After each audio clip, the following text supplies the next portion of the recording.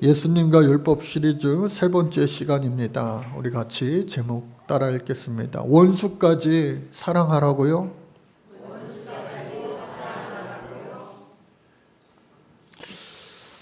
꽃피는 봄이 이제 곧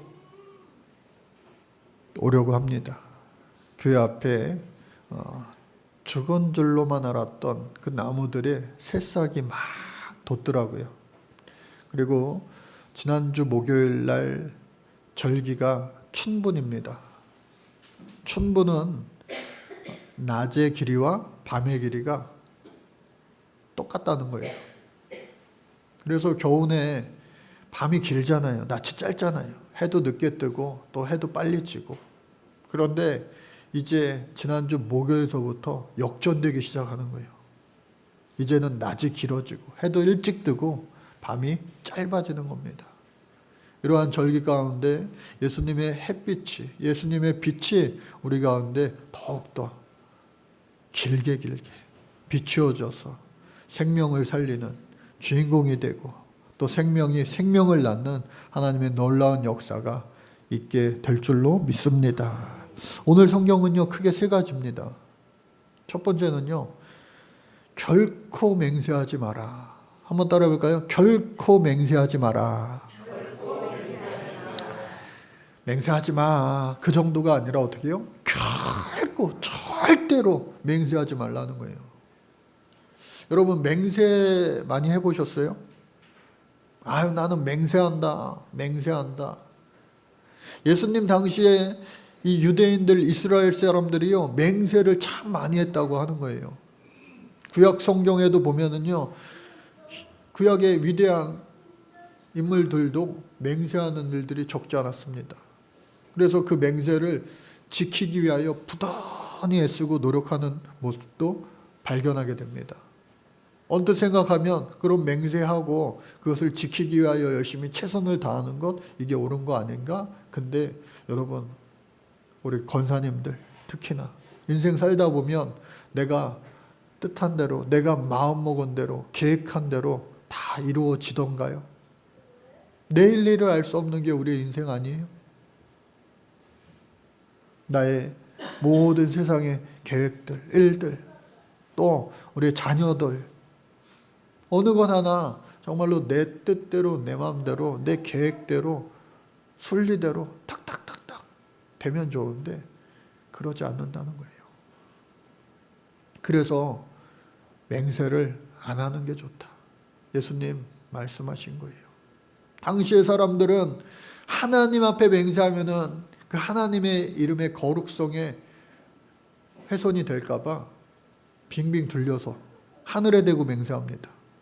하늘에 누가 계세요? 하나님 계시잖아요. 또 땅에 대고 맹세합니다. 그러나 오늘 성경은 땅은 하나님의 발등상이라. 또 예루살렘을 두고 맹세합니다. 예루살렘에 왕이 있죠.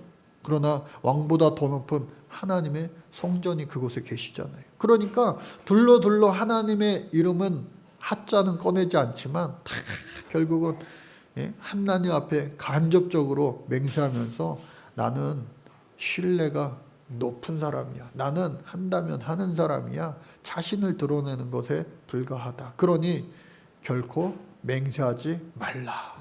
예수님 말씀하신 겁니다. 두 번째 이어서 하시는 말씀은 뭐냐? 악에게 대적하지 말라. 악한 자를 대적하지 말라는 거예요. 아까 절대로 맹세하지 마십시오. 그거는 우리가 아멘하며 아 그렇구나. 우리가 이성적으로 받아들여주기가 쉬워요. 지당하신 말씀이지. 그렇지. 그런데 이 두 번째서부터 예수님 또 시원한 말씀하시네. 그런 생각이 듭니다. 저만 그런가요? 여러분들도 마찬가지 아니에요? 악에게는 대적해야지 맞는 거 아니에요?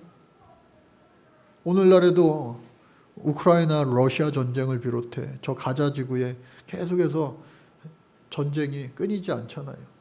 적들이 쳐들어오면은 우리도 맞서 싸우는 것이 지당한 이치잖아요.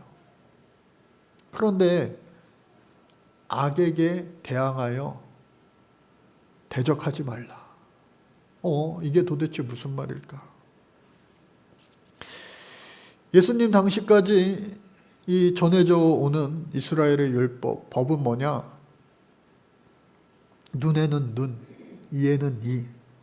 즉 복수와 보복이 지극히 당연한 거예요.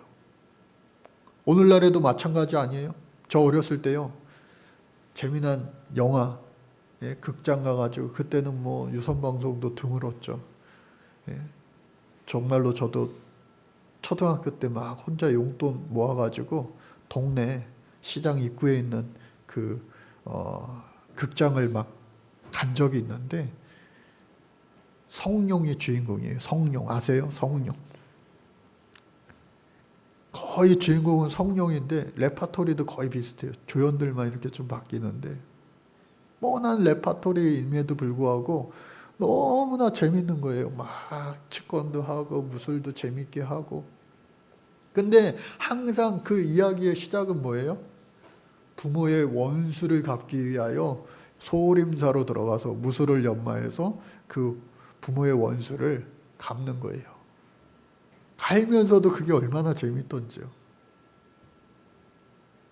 어쩌면 우리 정서 가운데, 그래 맞아, 원수는 보복해야지, 원수를 갚아야지, 그게 제맛이지.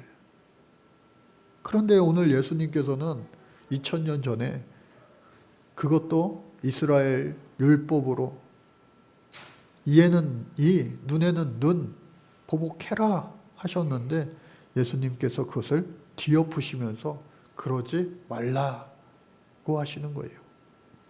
여러분, 이 고대 근동에서 법이 어디 있겠어요? 내가 싸워서 이기면요, 다 내 땅 되고요, 다 내 소유가 되는 거예요. 그러한 때에 이 율법에서 그렇게 하지 말고, 혹시라도 한 대 맞았으면은 한 대만 때려야지 이자까지 쳐서 2대 때리지 말라는 거예요. 눈을 상하게 했으면 눈만 상하게 하라는 거예요. 이를 상하게 했으면 이만 상하게 하라는 거예요. 절대로 그 이상으로 보복하지 말라는 겁니다. 그것이 바로 이스라엘의 율법이었다면 2000년 전 예수님께서는 그것을 뛰어넘어, 비록 그러할지라도 누가 나의 오른뺨을 때리면 똑같이 오른뺨 때리는 것이 아니라 어떻게 해요? 왼뺨까지 내어주라는 거예요. 저는요, 사실 이 말씀 어저께 준비하면서 어떻게 전할 수 있을까? 어떻게 과연 이 말씀을 전할 수 있을까 고민 많이 했습니다. 제가 이 말씀을 여러분 처음 보겠습니까? 수백 번 봤던 말씀이에요. 세상 사람들도 회자되는 그러한 유명한 말씀 아니겠어요?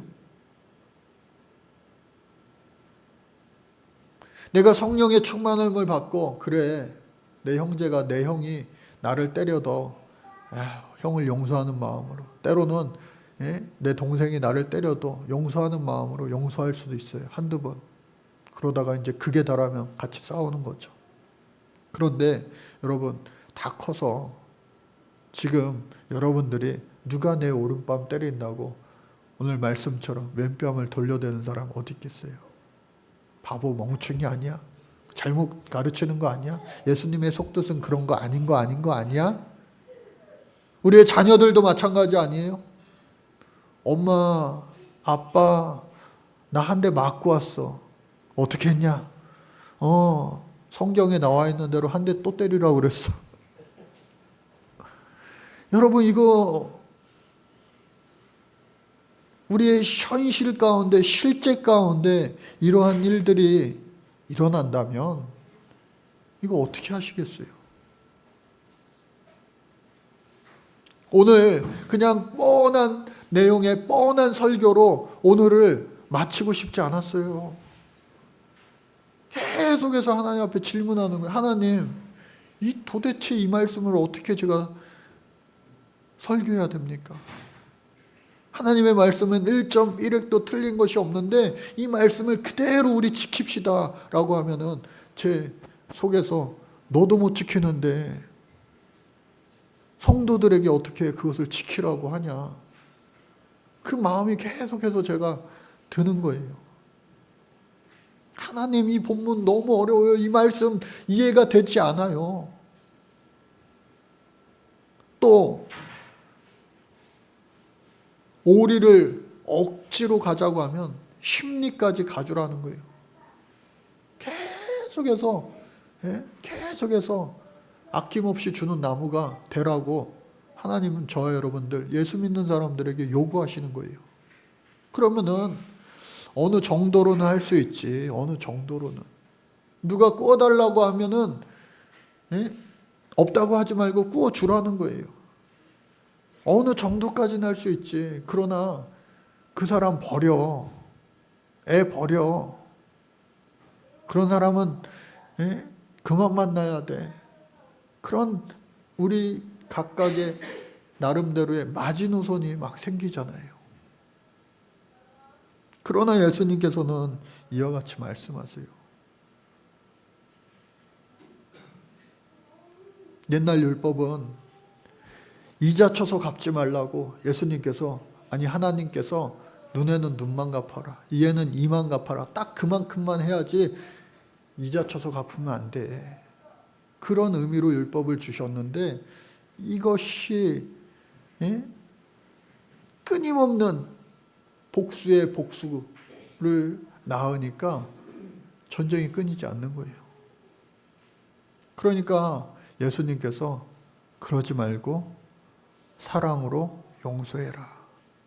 어제 말씀 막 묵상하고 기도하면서, 그래, 사랑하면 용서가 되는구나. 한번 따라 볼까요? 사랑하면 용서가 됩니다.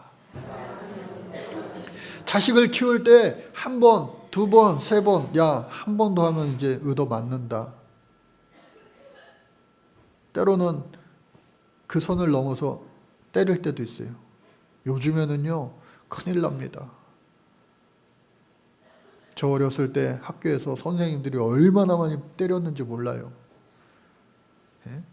모든 선생님들이 웬만하면 다 때리고, 안 때리면 괜히 천사였어요. 천사. 그때 들었던 얘기가, 야, 미국 선생님들은 안 때린대. 그때 우리 학교 한 반에 5, 60명 될 때, 야, 미국에는 20명밖에 안 되는데 한 반에. 근데 우리나라도 이제 잘 살게 돼서 똑같이 됐어요. 언젠가 시원이 어렸을 때, 초등학교 저학년 때인가? 뭘 잘못해가지고 아빠인 제가 막 혼내키니까요. 아빠 나 때리면은 아동학대로 신고할 거야. 딱 그러더라고요. 그러니까 미국식으로 아이들이 이제 변한 거예요. 교육받는 거예요. 그러니까 어떤 게 맞는 것인지 옳은 것인지 다 알 수 없지만 하여튼 그러한 세상으로 오늘 우리가 살아가고 있어요. 그런데 이에 더해서 예수님께서는 다 용서해 주라는 거예요. 그래서 사랑하면 용서가 되는구나. 그러한 자녀들도 끝까지 사랑으로 길러주면 용서가 자연스럽게 따라오고 그 아이가 자라서 그 부모의 사랑을 깨달을 때가 오게 되는 것이죠. 아, 마찬가지구나. 하나님이 저와 여러분들을 끝없이 용서해 주셨잖아요. 하나님께서 저와 여러분들을 용서하지 아니하셨다면 이 자리에 있을 리가 한 명도 없어요. 한 명도. 단 한 명도 없어요. 예수 믿으면서도 우리가 얼마나 많은 죄를 짓습니까? 하나님 앞에. 크고 작은, 또 내가 인식하고 때로는 알지 못하는 죄까지도 허다한 죄를 지으며 우리는 살아가고 있어요. 직분이 높아질수록, 많아질수록 아니에요. 상관없어요. 그런데 예수님께서는 더 나아가서 오늘 세 번째 어떻게 해요? 원수를 사랑하며. 한번 따라 볼까요? 원수를 사랑하며. 또 박해하는 자를 위하여 기도하라. 말문이 턱턱 막히시죠. 악에게 대적하지 말라. 이것도 지키기 힘든데 더 나아가서 예수님은 원수를 사랑하며 너를 박해하는 자를 위하여 기도하라. 하나님, 이 말씀 어떻게 전해야 됩니까? 저도 이렇게 하지 못하는데 어떻게 이 말씀을 전해야 됩니까? 제가 이 말씀을 그저 아무렇지도 않게 이렇게 전할 때 여러분들은 아무렇지도 않게 아멘 하면은 하나님이 쏘가 넘어가실까요? 그렇지 않잖아요. 저는 어저께 이 말씀이요, 너무 심각하게 저를 울리는 거예요. 오죽했으면 저녁 먹으면서 애들한테 아빠 내일 설교하기 싫다. 그 얘기까지 제가 잠깐 했어요. 야, 애들이 커서 위로해 주더라고요. 그래도 안 되지, 해야지, 아빠. 네?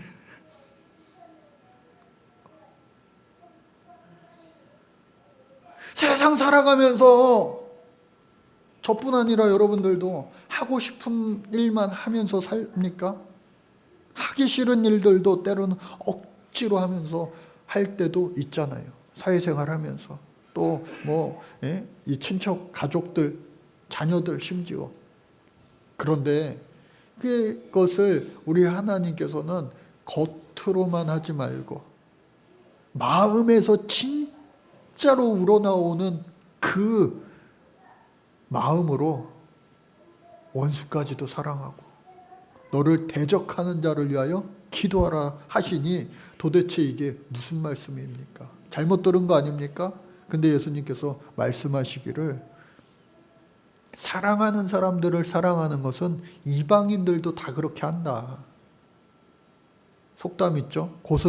고슴도치도 제 자식은 사랑한다고, 이뻐한다고. 그러니까 자기가 사랑하는 사람, 자기가 잘 맞는 사람, 자기랑 뜻이 같고 마음이 통하는 사람 끼리끼리 하면은 그거는 하나님 사랑, 예수님 사랑이 아니라는 거예요. 진짜 하나님 사랑, 예수님 사랑의 완결판은, 최고조는 어디냐? 원수까지도 사랑하라 말씀하시는 거예요. 그래서 성경에 그러면 이런 사람들이 있을까? 찾아봤어요. 예수님 빼고. 그랬더니 구약성경, 신약성경 2명씩만 제가 추려서 말씀드리면요. 요셉이라고 하는 사람이 있었어요. 12형제 중에 11번째 아들로 태어났어요. 근데 오늘날로 이야기하면 복잡한 집안이에요. 아버지 야곱은 1명인데 부인이 몇 명이에요? 4명이에요. 그래서 다 각각 아들들을 낳았어요. 그런데 제일 사랑했던 그 여인의 2 아들이 일찍 결혼했는데 애를 못 낳고 11번째 12아들이 된 거예요. 11번째 12번째. 그러니까 이 아버지가 나이 많아서 주책이야. 형제 열을 보다 이 11번째 아들 요셉을 더 많이 사랑하는 거예요. 큰 애들은 다 그냥 작업복 입혀가지고 나가가지고 농사 지으라 그러고 목축하라 그러고, 얘만 아직 어리다, 얘는 아직 일하면 안 돼 하면서 색동 옷을 입히고 비단 옷을 입히고. 그러니까 형들이 질투가 안 나겠어요? 눈치가 빤한데. 결국은 이 10명의 형들이 직간접적으로 이 아이를 죽이려고 그러는 거예요. 그리고 실천했어요. 죽이지는 말고 그래도 일석이조 노예로 팔아 넘기자. 노예로 팔아 넘어갔어요. 저 멀리 애굽 땅까지 갔습니다. 그런데 훗날 하나님께서는 그를 애굽의 총리 되게 해주셔서 그 형제 10명을, 형아들을 다 어떻게 해요? 용서하는 마음을 주신 거잖아요. 용서해 줬잖아요. 여러분 같으면 용서해 주실 수 있으시겠어요? 또 한 사람 다윗입니다. 전쟁에 나가 골리앗을 이기면 내 딸을 주겠노라고 했어요. 목숨 걸고 싸워서 나가서 골리앗을 무너뜨렸어요. 이겼어요. 바로 준 것도 아니지만 돌고 돌아서 딸을 얻어서 왕의 사위가 되었어요. 근데 국민들에게 인기가 더 높아지자 창을 던져 죽이려고 했어요. 또 몇 번을 계속해서 쫓고 쫓아가면서 진짜 죽이려고 수없이 반복했어요. 그런 그 사울 왕 장인어른을 이 다윗이 존경하고 사랑할 수 있었을까요? 아니에요. 그야말로 원수가 된 거예요. 그런데 두 번씩이나 그 사울 왕을 죽일 수 있는 좋은 기회가 있었음에도 불구하고 어떻게 해요? 용서해 줬어요. 용서해 줬어요. 도무지 이해가 가지 않잖아요. 그러나 하나님이 그들의 마음을 만져주시고 역사해 주셨을 때 그들은 용서할 수 있었다. 신약으로 넘어오면 두 사람입니다. 스데반, 우리가 잘 아는 스데반. 목사 아니에요. 이분은 집사님이에요. 물론 개념은 오늘날과 다를 수 있지만 7 집사 중에 스데반이라고 하는 사람. 제일 먼저 인류 최초의 기독교 순교자가 됩니다. 사람들이요 돌로 쳐 죽이는 거예요. 율법에 하여튼 율법을 어기는 극한 죄를 지은 사람은 돌로 쳐 죽이는 게 당시의 법이에요. 그럴 때에 돌 맞아 죽으면서 자신을 돌 던지는 사람들을 위하여 죽어가며 기도합니다. 마치 예수님처럼요. 사도행전 7장 60절 말씀 어떻게 해요? 시작. 주여. 이게 가능하냐고요. 가능하냐고요. 원수를 사랑하고 나를 박해하는 자를 위하여 기도하는 것이 실제로 가능하냐고요. 그 현장에 있었던 바울도요 나중에 예수 믿고 나서 예수 믿는다는 이유로 감옥에 얼마나 많이 갔습니까? 매를 얼마나 많이 맞았습니까? 우겨쌈을 얼마나 많이 당했습니까? 천대와 멸시와 박해를 얼마나 많이 당하고 끝끝내 결국 목베임을 당하여서 죽고 말았는데 말년에 죽기 얼마 전에 이 로마서 말씀을 통하여서 어떻게 해요?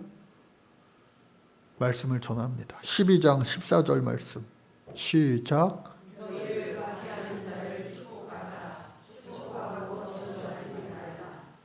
아니 도대체 이 사람들은 예수님을 어떻게 강하게 만났길래 예수님 하신 것처럼 똑같이 이러한 말씀들을 하고 또 그렇게 행하였을까?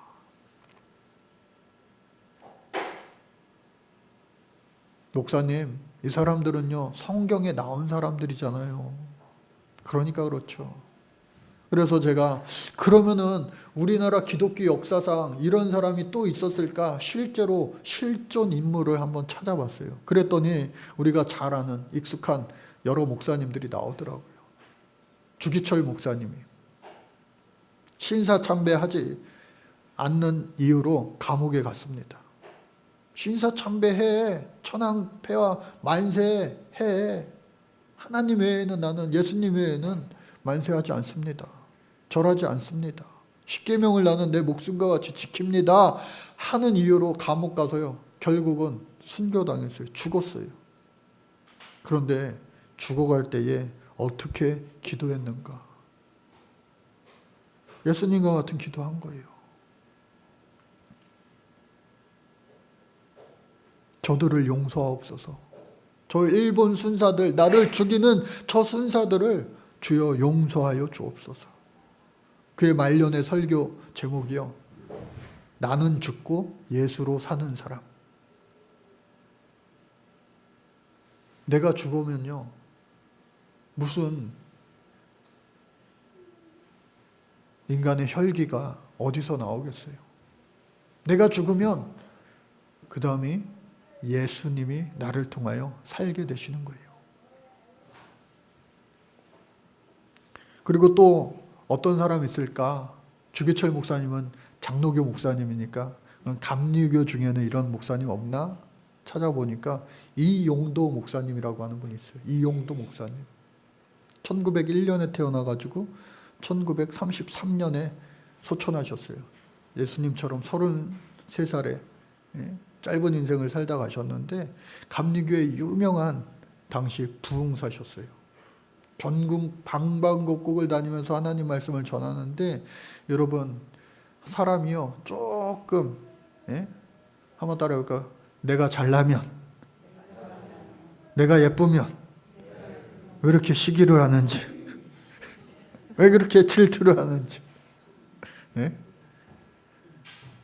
누가 여러분들 시기 질투하고 모함하고 하면요 아유 속으로 그래요. 내가 예뻐서 그러는구나. 내가 잘나서 그러는구나.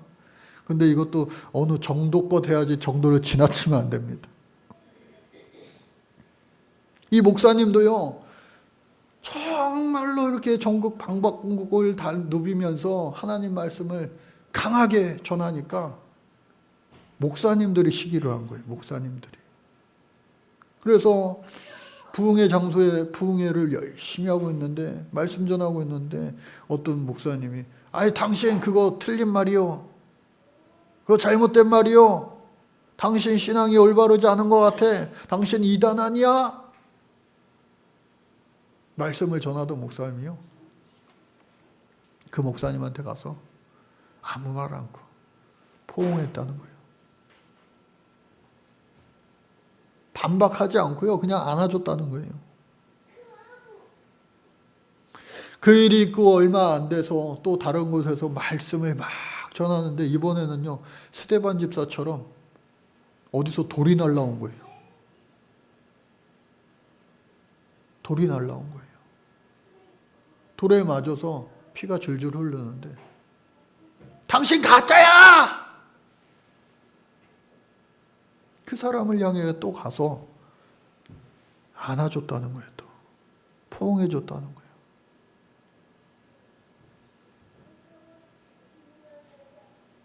그 부흥회가 더욱더 숙연해졌겠죠. 그리고 그 돌 던진 사람이 눈물을 펑펑 흘리면서 당신 가짜가 아니고 진짜네. 죄송해요 목사님 하면서 하나님 앞에 회개하고 사과했다는 거예요. 그래서 이 목사님을 가리켜서 사랑과 용서의 목사님이다 라고 하는 별명이 붙었다고 하는 겁니다. 또 누가 없을까 찾아봤는데 이분은 그냥 지나치려고 했는데 워낙 유명한 이야기니까. 근데 이분을 막 연구하고 탐구하는 중 새로운 사실을 또 발견했어요. 물론 이미 익숙한 분들도 있겠지만 저도 몇 번 보기도 했지만 다시 한번 아 맞다. 손양원 목사님, 사랑의 원자탄이라고 불리는 손양원 목사님 있죠? 저 소록도 애양원교회 나병 환자들과 함께 먹고 살면서 숙식도 같이 하면서 여러분 성경에도요 나병, 문둥병은요 저주받은 병이에요. 요즘에는 많이 순화시켜서 한센병이라고 이야기하죠. 코가 잘려나가도요 귀가 잘려나가도 아픔을 느끼지 못하니까 그냥 다 엉망이에요. 엉망. 그러한 곳에서 그들과 함께 살면서 섬기며 복음을 전하는 이 목사님. 근데 여순 반란 사건, 여수 순천 사건 때에 공산당이 쳐들어왔어요. 그때에 이 손양원 목사님 아들 둘이 있었는데 하나는 손동인, 하나는 손동신. 19살, 17살이에요. 그러니까 오늘날로 따지면 고3, 고1. 우리 교회 박세규랑 저 문준영이랑 똑같은 나이예요. 다행히 예준이는 중간이네요. 고1, 고3 이렇게 돼 있는데 죽은 거예요. 하나님이 아브라함 아들 독자 이삭은 살려주셨잖아요. 100세 때.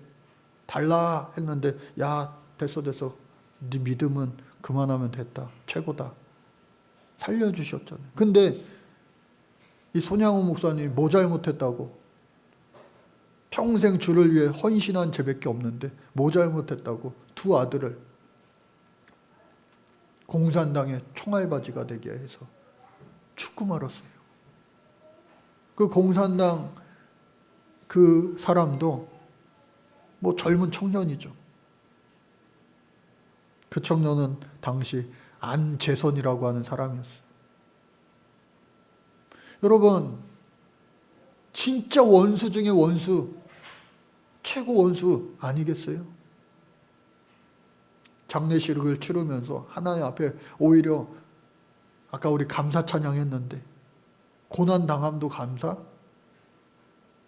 그분은요 감사 기도를 드리는데 아들 다 데려가신 거 오히려 감사합니다. 감사 기도 드렸어요. 그 기도문을 읽으면요 정말 가슴이 먹먹합니다. 눈시울이 붉어질 뿐만 아니라 눈물이 팡팡 터져요. 보고 또 읽어도. 그렇게 장례식을 치르고 난 다음에 이 당신의 두 아들을 쏴 죽인 이 안재선 이 사람을요 당신의 양자로 드린 거예요.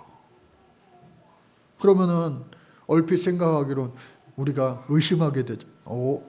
원수 중에 원수를 양자로 드린 다음에 괴롭히려고 그랬나? 그게 아니라 정말로 죽은 두 아들을 대신해서 사랑으로 그 아이를 키운 거예요. 지극정성. 손양호 목사님이 48살에 돌아가셨는데 돌아가실 때까지 오기야 금이야 키워가지고 그 아들도 이제 공산당이었지만 여러분 이 공산당의 뇌는 달라요. 유물론자들이에요. 하나님이 없다, 신은 없다. 그러나 하나님을 믿고 예수 영접한 거예요. 그래서 부산에서 전도사 생활까지 했는데 그 아버지 손양원, 양아버지 손양원 목사님이 돌아가셨다는 소식을 듣고 나는 이 세상에 아무도 없다. 그리고 나는 살인자야. 손 목사님 아들 2명만 죽였겠어요? 수많은 사람을 아마 죽였을 거예요. 나는 살인자야. 그 죄책감에 빠져가지고 예수를 멀리 떠나 살다가 그 역시 손양원 목사님처럼 48살 된 나이에 죽게 되는데 죽게 될 때 아들 하나가 있었어요. 그 아들한테 그제서야 평생 이 가슴에 비밀로 해온 그 사실을 아들에게 말하고 싶은데 너 신학교 가서 목사 되라. 그런 유언과 같은 말을 남기고 소천했어요. 그리고 예수님 앞에 모든 것을 다시 회개하고 그 아들이 도대체 아버지가 왜 뜬금없이 나한테 신학교 가서 목사 되라고 한 거야? 나중에 그 장례식장에 왔던 손양호 목사님 그 가족들 있잖아요. 장례식장을 떠나가면서 사랑의 원자탄이라고 하는 그 책을 주고 가는데 알고 봤더니 어떻게 해요? 자신의 아버지가 그 송은양원 목사님의 양자였고 진짜 두 아들을 총으로 쏴 죽인 사람이 바로 내 진짜 아버지라는 사실을 알고 얘가요 정체성 혼란을 겪으면서 나는 살인자의 아들이었구나 하면서 오히려 하나님 앞에 회개하고 돌아온 것이 아니라 오히려 방황하기 시작하는 거예요. 계속해서 엇나가고 신학교는커녕 딴 길로 살다가 폐병에 걸렸어요. 폐병에.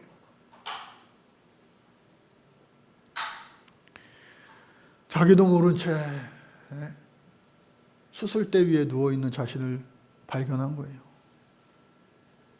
술, 담배를 얼마나 엄청 했겠어요. 얼마나 고통스러우면 그 고통을 잊기 위해서.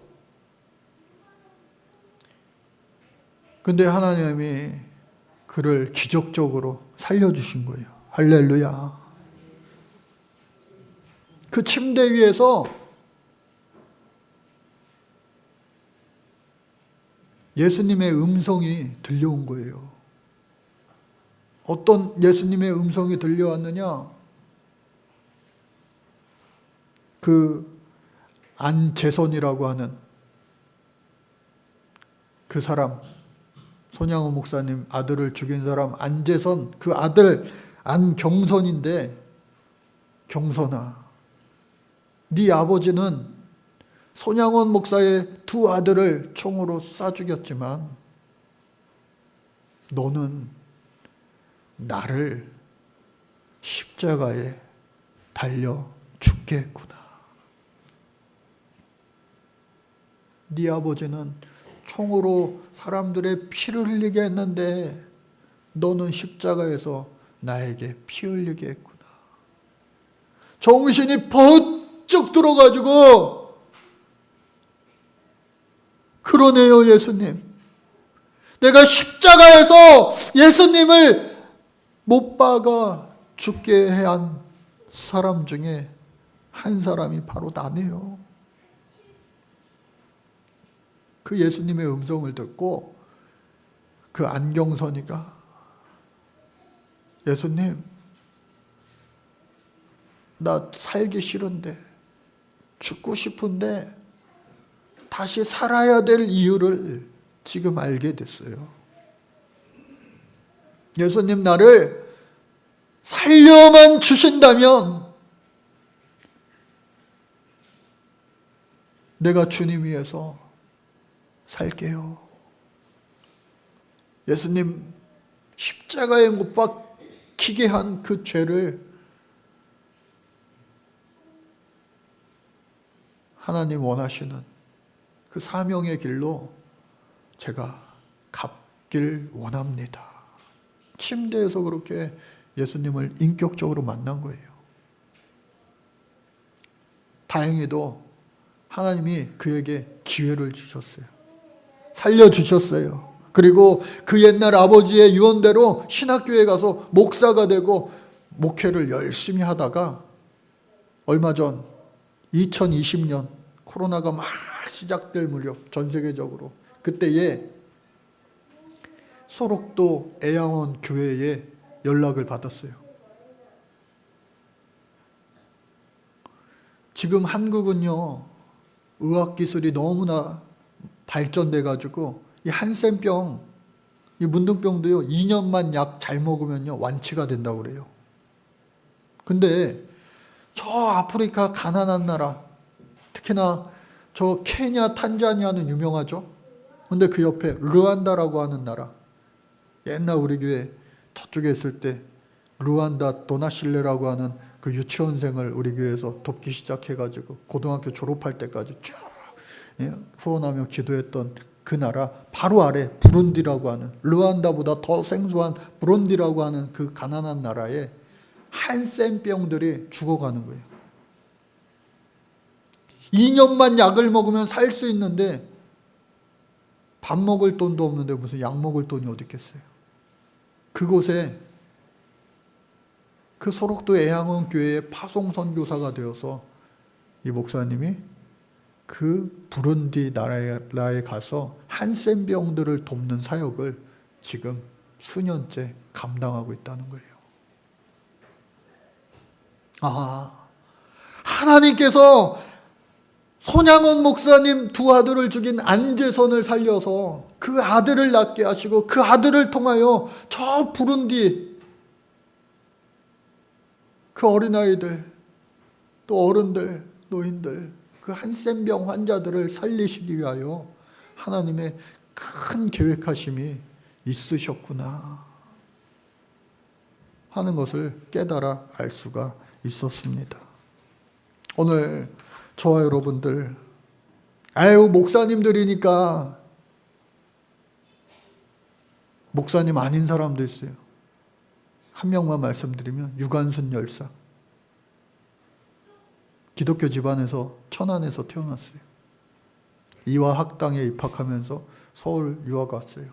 근데 학교가 폐쇄가 됐어요. 고향으로 내려와 만세운동을 하다가 옥고를 치렀죠. 죽어가면서 모든 고난, 서대문 영문소에서. 근데 마지막 그의 일기를 보면 어떻게 해요? 하나님 앞에 기도하는데 저들을 용서하옵소서. 저 일본 순사들을 주님 용서해 주세요. 저들은 자신들이 하는 일을 몰라요. 그렇게 기도했다고 하는 겁니다. 그러니 오늘 저와 여러분들 불가능하죠, 사실. 원수까지 사랑하라. 나를 박해하는 자들을 위하여 기도하라. 도저히 불가능한 이러한 것들을 어느 때 가능하느냐? 성령이 나와 함께 하시면, 성령이 내 안에 임재하고 충만하게 역사하시면요, 우리의 의지대로 되는 거 아니에요. 성령이 함께 하시면, 역사하시면 원수까지도 용서하고 사랑할 수 있게 될 줄로 믿습니다. 원수 사랑은 단순한 감정이 아니고 적극적인 행동이고, 예수님께서 십자가에서 보여주신 그 사랑의 모습입니다. 아버지여, 저들을 용서하옵소서. 저들은 자신들이 하는 일을 알지 못합니다. 예수님의 기도 아니겠어요?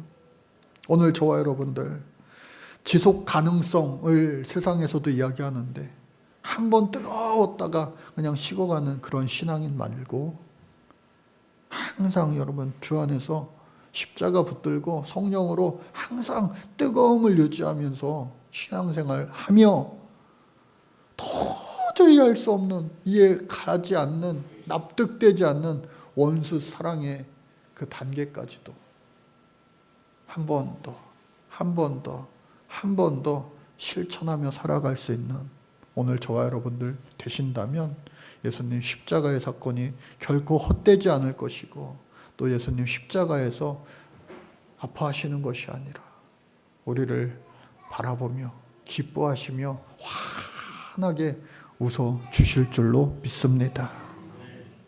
우리 교회가, 저와 여러분들이 그러한 주인공 되시기를 간절히 바랍니다. 하나님 감사합니다. 연약한 우리들을 택하여 부르시고 원수까지도 사랑할 수 있겠니? 너의 십자가를 나처럼 칠 수 있겠니? 오늘도 질문하시는 그 주님의 질문 앞에 아멘하며 십자가를 지며 주님 가신 길을 우리도 따라갈 수 있는 십자가의 삶을 사는, 그래서 부활의 기쁨을, 구원의 영광을 맛보고 참여하는 복된 주인공들로 우리 모두가 될 수 있도록 성령 하나님 함께하여 주옵소서. 예수님 이름으로 기도드립니다.